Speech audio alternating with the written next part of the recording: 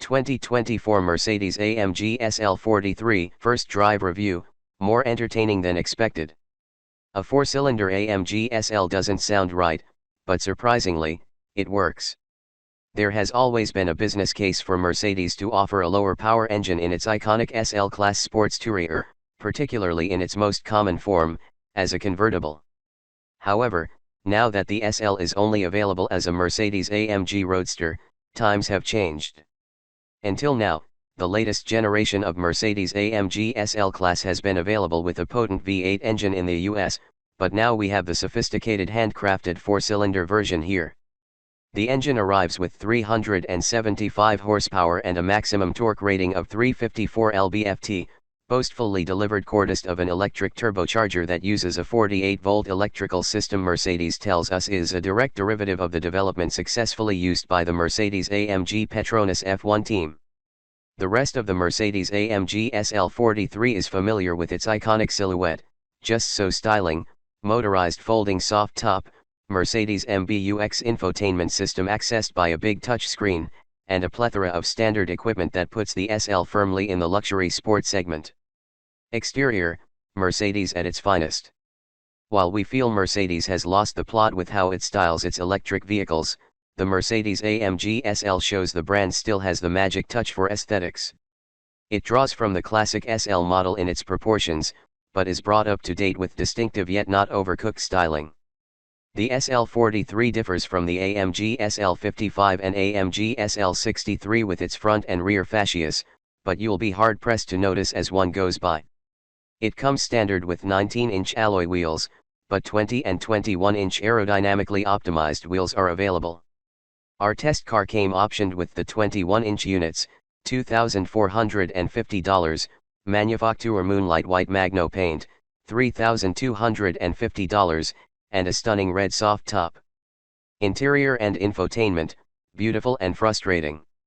Technically, the current AMG SL is a 2+2, meaning it has back seats, however, they are of no use to people.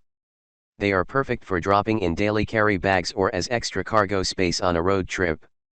The interior is Nappa leather and the comfiest and most adjustable seats we've sat in for a long time. The driving position is close to the floor and just about perfect for a sports car.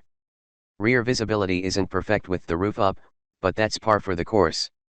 The interior is a 10 out of 10, right up until you have to reach a long way through the narrow gap between the steering wheel and oversized touchscreen to press the start button. It's at a flat angle and split in two. The top part is the start/stop button, and the lower part turns the start/stop feature off. The fiddly awkwardness is low level but persistent enough to annoy, all for the sake of a massive screen that a sports car doesn't need. That carries on into the full-featured infotainment screen that, despite the buttons underneath, is used to control everything. It's fiddly, and the highlight of that is having to use a virtual slider switch, and keep your finger on it, to lower the roof. Balancing that out, fortunately, is the simply gorgeous-sounding Burmester audio system. Powertrain, far from underpowered.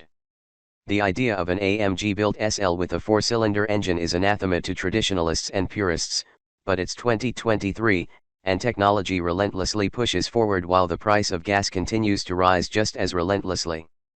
The bottom line right now, however, is that there are two V8 models available for those who can afford it and are willing to fill them with gas, and the four-cylinder version arrives as a fascinating entry to owning and driving an SL.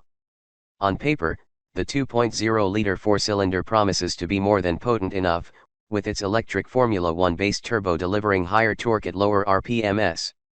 Indeed, the full 354 lb-ft of torque is available between 3,250 rpm and 5,000 rpm, and it shows when overtaking or pushing out of a corner. It's a responsive engine that pairs well with the standard 9-speed multi-clutch transmission, MGT, that features a wet start-off clutch to replace the torque converter. A sub-5-second sprint to 60 miles per hour, 4.8 seconds, isn't spectacular for an AMG-badged SL, but it shines within its cylinder limitation when already moving. Slip into sport or sport end mode, and the transmission starts to get aggressive as it bangs up and down the gears with increasingly faster shifts. That's great, but once we started pushing the SL 43 around on a long winding route around the mountain, the throttle response started to win us over. After a couple of long runs out, we reached a conclusion. The new engine will likely be looked down upon when compared to the more emotionally appealing traditional V8s, there's no denying that emotional connection to the V8 and SL. But there's also no denying that the four-cylinder isn't entirely a letdown. If this was put in the already celebrated AMG A-Class, reviewers would be scratching their heads about how they would top the hyperbole of previous reviews. On the road, infuriating fun. The SL43 isn't a hot hatch, and it is rear-wheel drive only, unlike the top-of-the-range all-wheel drive SL63. The good news here is that the SL43 isn't just a point-and-shoot car that anyone can drive fast on a tight back road. In comfort mode, the suspension is at its most compliant, and the front and rear ends felt a little disconnected from each other when pushing. However, while still stiff, the suspension isn't easily shocked or jolted and remains consistent over rough and smoother roads alike. Comfort is a lovely mode for touring, but it's an AMG car with all the AMG modes and an individual mode that can be customized with a myriad of settings. This is where some confusion arises, with 2 steering wheel buttons with dials for changing settings, then all the settings available through the screens. There's a lot of redundancy built in that feels unnecessary and somewhat confusing at times when you simply want to change something. Once you've got sport and modes dialed in, the car's attitude changes and becomes more aggressive. The transmission starts to show off its speed, and throttle response tightens up even more while the suspension stiffens and the front and rear ends start to feel like they're working off each other. It's also where the SL starts to show that Mercedes AMG can't decide if the SL is a sports car or a tourer. The front mid-engine is tucked back, the suspension is beautifully tuned, the steering feeds back, and the car turns in nicely and puts the power down with confidence.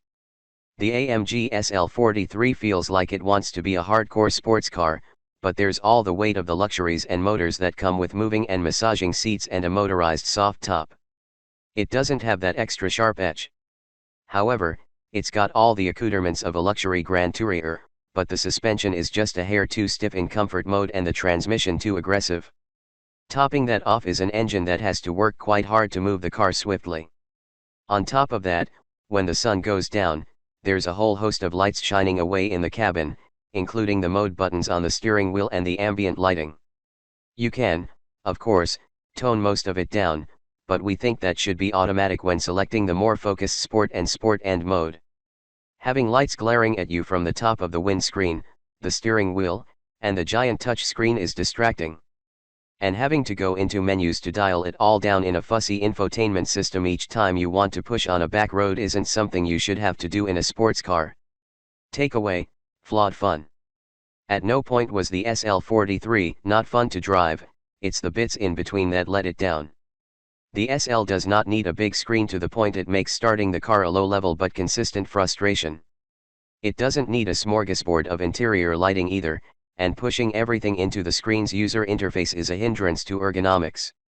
Despite the criticism, it's still a delightful car, it's entertaining to drive hard, looks fantastic, and is comfortable to sit in. Make that incredibly comfortable to be in. And if Mercedes calmed down on its insistence that the biggest screen possible and garish illumination is the way forward, it would be an absolute triumph of an interior. Don't worry about that 4-cylinder engine if you're looking at getting into an entry-level SL, though. While it doesn't offer the pyrotechnics in the SL as the V8s deliver, it does its job with enough power and authority, just not with an excess of either. The big disappointment with this will come to those who don't want or need the AMG level of performance. We can't help but think that a regular Mercedes SL would be where Mercedes could justify a giant screen, and better place for the start button, along with a 4-cylinder engine and a softer suspension setup. That could be the touring version, and AMG could perform its whiz-bangery with the focus it deserves for the harder core sports version instead of fiddling with air vent lighting. As it stands, the AMG SL43 is a banger of a car, but it can't seem to decide if it's a flashy tourer or an out-and-out sports car. Here's our bottom line: we found the AMG SL43 delights much more than it frustrates, but we wish it had a more defined personality as either a sports car or a tourer.